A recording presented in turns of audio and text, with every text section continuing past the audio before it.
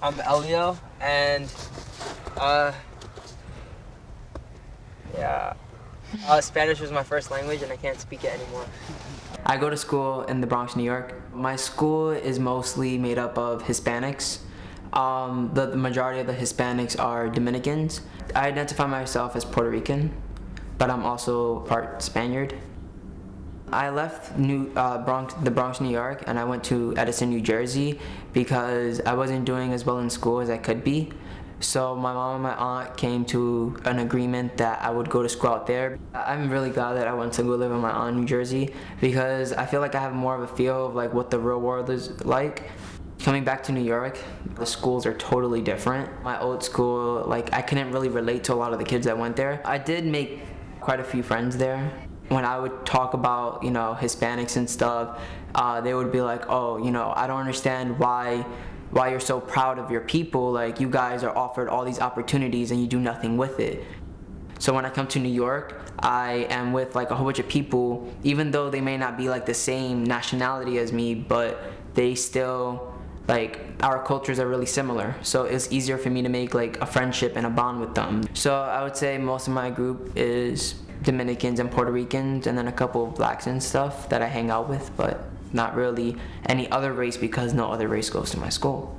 People automatically assume that all Hispanics are like dropouts and they're not going to do anything with their lives. Most of Hispanics, they don't make enough money to go in those neighborhoods where like the white people live because they can't afford it. If like the majority of like the higher class is white, and then the lower class is always like blacks and Hispanics. So a black person or a Hispanic person is not gonna be able to afford to move into a white neighborhood. So automatically they're forced to be segregated whether or not they like it. I was 15 when I was first stopped by the cops. It was the summer I came back to New York, and I was with my friend, and it was like 6 o'clock at night, and the sun was going down, and I was just walking to the park, and like these cops came up in a paddy wagon, and like 6 cops just jumped out, and like they ran to us with flashlights, and like they were like, oh, get up against the wall. And then they were like, what's this in your pocket? I'm like, that's just my phone.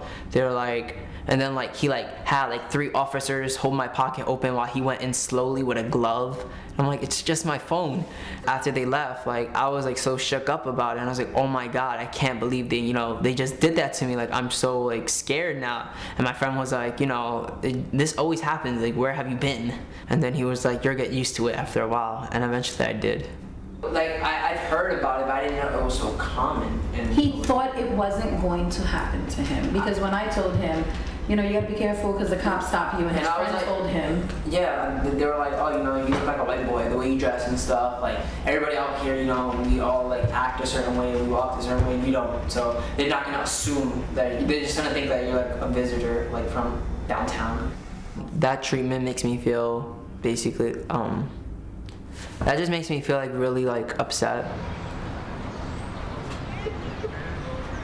Like, why are they stopping me here when I'm not even doing anything? I can understand if I look suspicious or I'm doing something wrong, but if you see me with my book bag on and I'm like going to school, like, why are you gonna stop me and question me?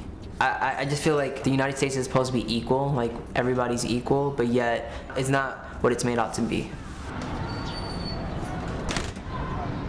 I feel like it's important for people to understand that there is racism, because without knowing that racism exists, then it can never be solved. The problem will always be there. As long as you continue to say that it doesn't exist and you don't try to take care of the problem will always exist and get bigger.